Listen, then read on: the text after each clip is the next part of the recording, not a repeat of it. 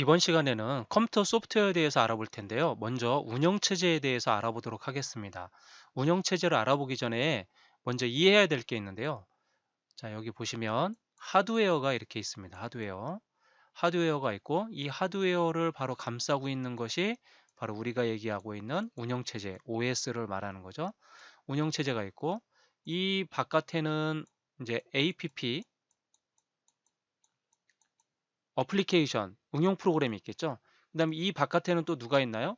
바로 유저가 있겠죠. 유저. 바로 사용자인 나를 말하는 거죠. 자, 이렇게 있을 때 하드웨어는 0과 1로만 된 언어를 가지고 있죠. 그래서 이해를 우리가 이해하기가 어렵습니다. 유저는 이해할 수가 없어요. 즉, 그 얘기는 다시 얘기하면 우리가 외국어를 만약에 하는 사람과 나하고 있을 때 그 중간에 누가 있어야지만 대화가 가능한가요?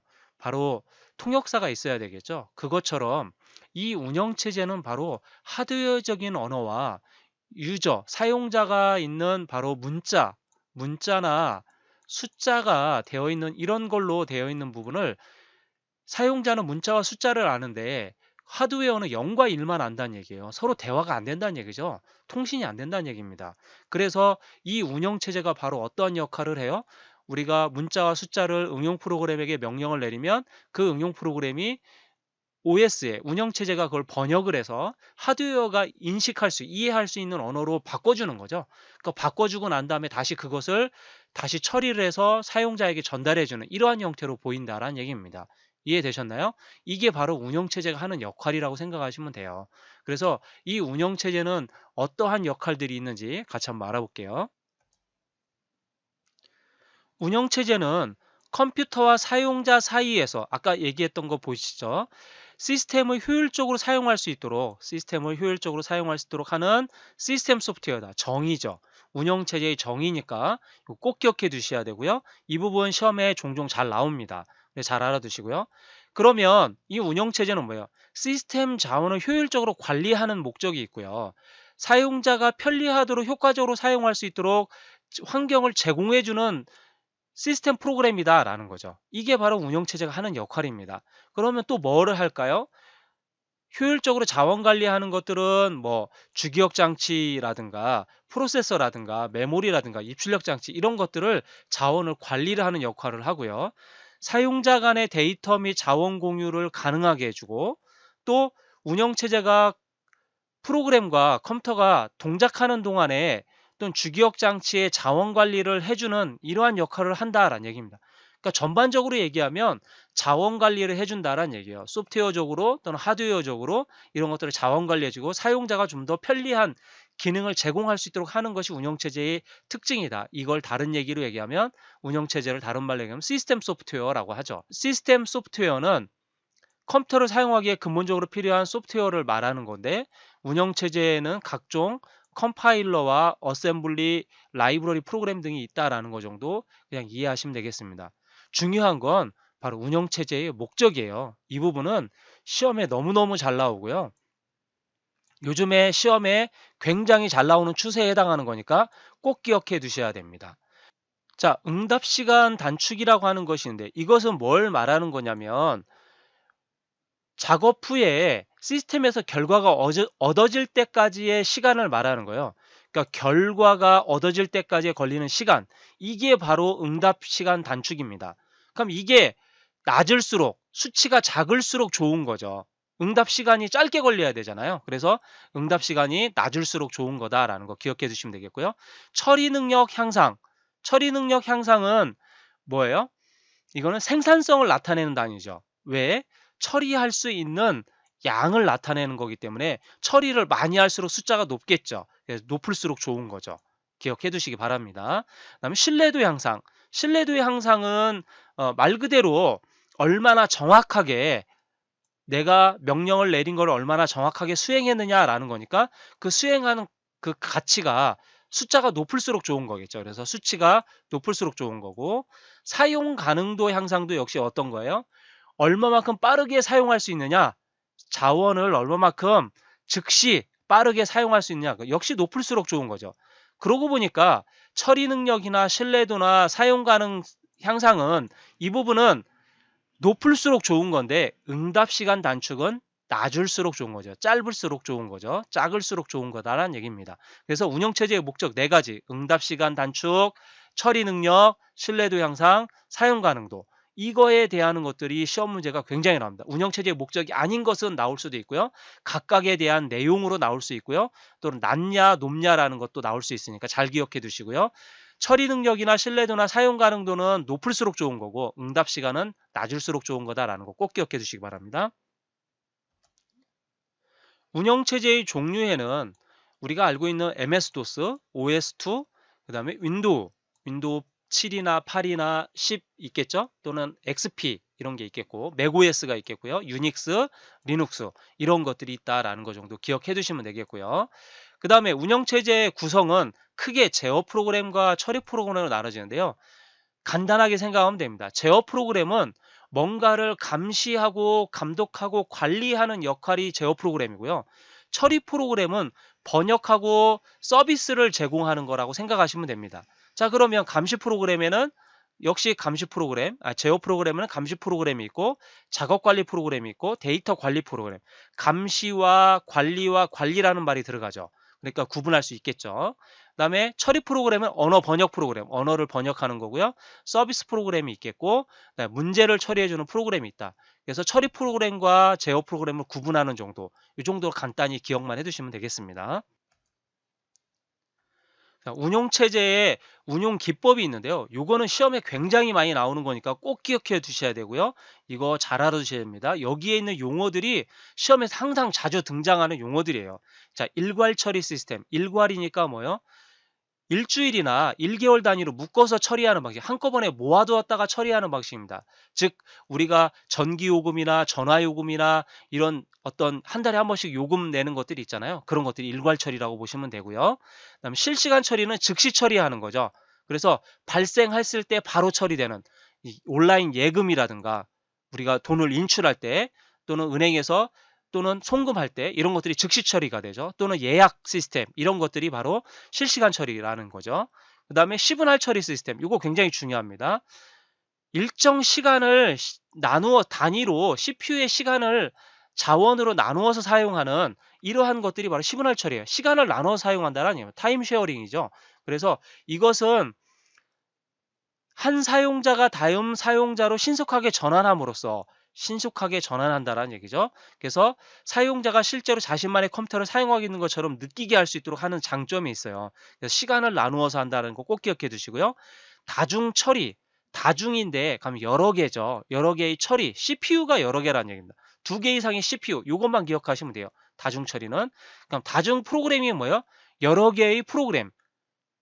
CPU는 하나인데 다수의 프로그램, 여러 개의 프로그램이라는 거 꼭 기억해 두시면 되고요. 분산 처리 시스템. 분산 처리는 지역적으로 분산된 컴퓨터. 이거 기억하시면 됩니다. 지역적으로 분산됐다.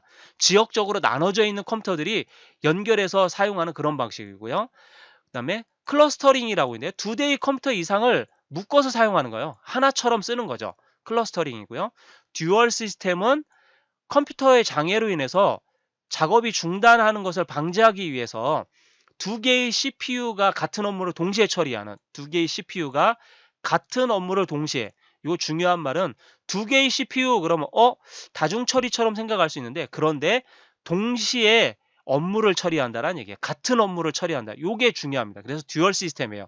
다중 처리하고 다른 점은 동시에 업무를 처리한다라는 거 꼭 기억해 두시고요. 그럼 듀플렉스 시스템이라고 하는 것이 있는데요. 한쪽의 CPU가 가동 중일 때는 다른 한쪽의 CPU는 대기한다는 얘기예요. 그래서 한쪽이 고장나면 그 다음 대기 중인 CPU가 다시 장애를 복구할 때까지 또 처리한다는 얘기죠. 중요한 말은 한쪽이 가동일 때는 한쪽은 대기하는 이건 듀플렉스 시스템, 듀얼 시스템과 다른 점 잘 기억하시면 되겠죠. 또는 다중 처리하고 다른 점 잘 구분해서 활용하시면 되겠습니다. 이거 굉장히 중요합니다. 이 부분에는 시험에서 굉장히 잘 나오니까 꼭 잘 알아두시기 바랍니다. 그 다음 인베디드 시스템이 있는데요. 인베디드 시스템은 PC 형태가 아닌 보드 형태의 반도체 기억 소자에 응용 프로그램의 기능을 장착해서 수행하는 방식이에요. 그래서 이것은 윈도우 CE 같은 것들이 여기에 있고 하드웨어, 소프트웨어가 하나로 조합되어서 2차 저장 장치 기능을 갖지 않는다라는 거죠. 여기서 제일 중요한 말은 2차 저장 장치를 갖지 않으면서 반도체 기억 소자의 응용 프로그램을 장착해서 수행하는 방식이다. 이걸 인베디드 시스템이라고 해요. 우리가 지금 현재 많이 쓰고 있는 것들 중에 하나입니다. 다중 프로그래밍 시스템과 시문화 시스템의 차이를 좀 알아야 되는데요. 다중 프로그래밍은 아까 뭐라고 했습니까? 하나의 CPU가 여러 개의 프로그램을 처리하는 방식을 말한다고 그랬죠. 그래서 시간 제약 없이 A 작업에서 B 작업으로 CPU 사용권을 넘겨주면 사용할 수 있다는 얘기예요. 계속적으로 사용할 수 있다는 얘기입니다. 근데 시분할 처리는 할당된 시간에만 CPU 사용권을 부여받기 때문에 시간이 지나면 그 작업을 할 수가 없다는 얘기죠. 그래서 다중 프로그래밍과 시분할 처리의 다른 점 좀 기억해 두시면 되겠습니다. 응용 소프트웨어 분류. 자, 이 부분도 시험에서 굉장히 많이 잘 나오니까요. 잘 알아두시기 바랍니다. 상용 소프트웨어는 당연히 돈을 주고 구입해야 하는 소프트웨어를 말하는 거고요. 쉐어웨어는 특정 기간에 기능 제한을 둔 거예요. 그래서 우리가 이 쉐어웨어 같은 경우는 일정한 또는 일부 기능이 제한되어 있는 이러한 프로그램이 바로 쉐어웨어입니다. 프리웨어는 공짜죠.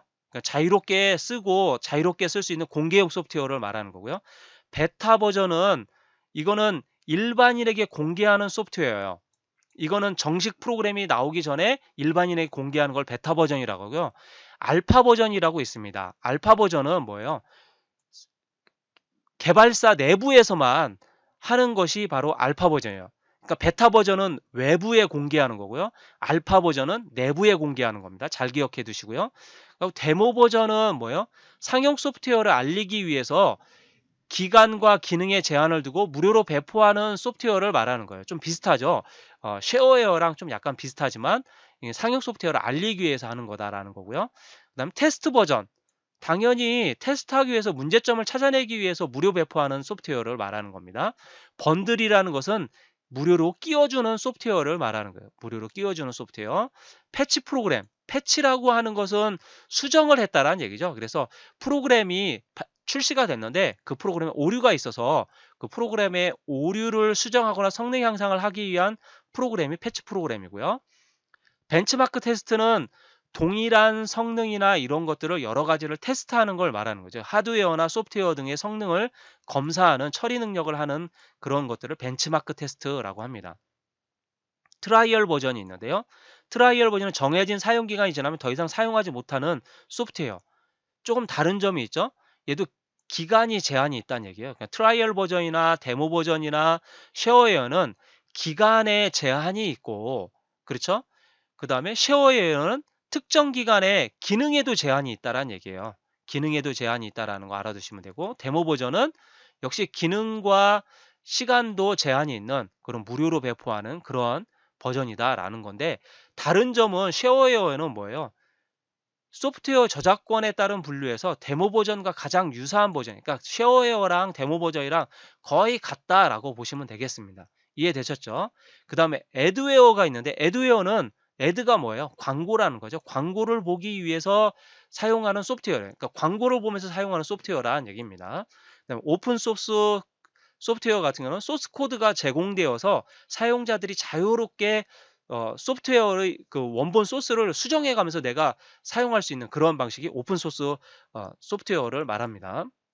주요 보조 프로그램에 대해서 알아보겠습니다. 메모장이 있고요. 그리고 워드패드가 있는데 이 두 개를 서로 비교하면서 잘 알아두셔야 됩니다. 메모장은 서식이 필요 없어요. 워드패드는 서식이 필요한 파일에 할 수 있는 거죠. 그래서 얘는 아스키 코드의 간단한 형태에 작성할 수 있는 건데요. 얘는 중요한 거는 그림이나 차트나 OLE를 삽입할 수 없어요. 그렇지만 워드패드는 이런 OLE 객체를 삽입할 수 있다는 것이 가장 큰 특징입니다. 확장자는 txt고요. 그다음에 자동 줄 바꿈이나 찾기 이런 기능들이 있고요. 용지 크기나 출력 방향 이런 것들은 설정할 수가 있겠죠. 그다음에 맨 처음에 행에 왼쪽에 대문자로 LOG라고 입력하면서 문서를 열 때마다 현재 시간과 날짜를 문서 끝에 삽입할 수도 있습니다. 그래서 이러한 형태로 할 수 있는 거고요.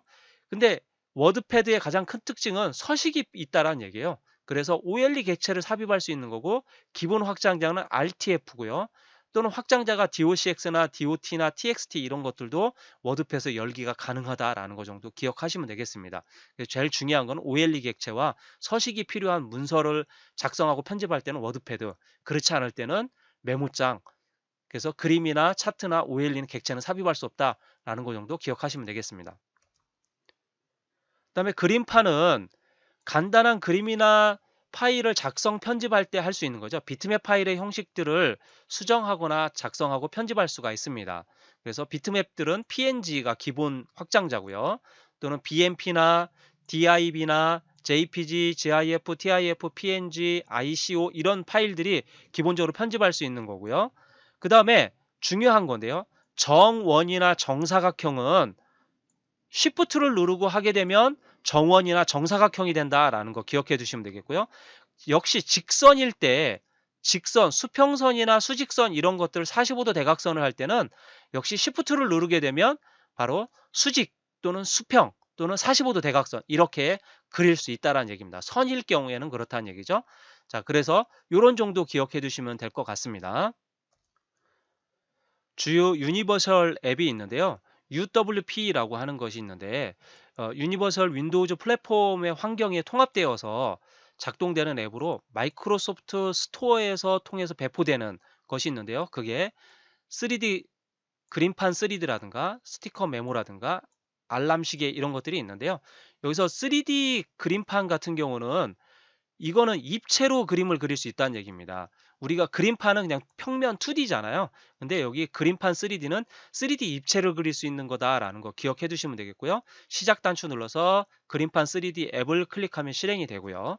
여기 같은 경우는 뭐 다양한 브러쉬들이나 또는 2D 쉐이프라든가 3D 쉐이프, 스티커 또는 텍스트 이러한 각종 필터들이나 이런 캔버스를 통해서 비디오 파일들을 기록할 수 있다라는 거 알아두시면 되겠고요. 스티커 메모가 있는데요. 윈도우 바탕화면에 필요한 메모 이런 것들 포스트잇처럼 붙여서 쓸 수 있는 앱을 말하는 거죠. 그래서 우측 상단에 점점점 있는 스티커 색상을 변경하고 또는 노트 목록이나 창 메모를 삭제할 수도 있고요. 이런 굵게 기울임 이런 것들을 해서 속성을 집어넣어서 작업할 수도 있다라는 거 알아두시면 되겠습니다. 알람 및 시계도 있죠. 그래서 알람이나 시계나 타이머나 스톱워치 이런 것들을 제공하니까 확인하시면 되겠습니다. 그래서 뭐 이렇게 중요한 것들은 아니지만 이런 것들이 있다라는 거 정도 기억하시면 되겠습니다. 자, 이렇게 해서 컴퓨터 소프트웨어에 대해서 쭉 우리가 알아봤는데요. 운영체제의 특징, 정의 꼭 기억해 두셔야 되고요. 운영체제의 목적, 네 가지 응답 시간 단축이라든가 처리 능력 향상, 신뢰도 향상, 사용 가능도 향상 이런 것도 꼭 기억해 두셔야 되고요. 운영체제의 구성이 제어 프로그램과 처리 프로그램으로 나눠지는데 제어 프로그램은 감시와 관리를 하는 거다라고 하는 거 기억하시면 구분할 수 있겠고요. 그리고 또 운영체제 운용 기법에 대한 각종 용어들 꼭 기억해 두셔야 된다. 굉장히 중요하고 시험에 잘 나오는 거고요. 그리고 응용 소프트웨어의 분류, 쉐어웨어나 프리웨어, 베타 버전, 데모 버전 뭐 이런 것들을 좀 기억해 두셔야 됩니다. 굉장히 중요한 것들이니까 잘 알아두시고 나머지 프로그램에 관련된 보조 프로그램이나 또는 유니버셜 앱에 대한 것들 같이 알아봤습니다. 수고하셨습니다.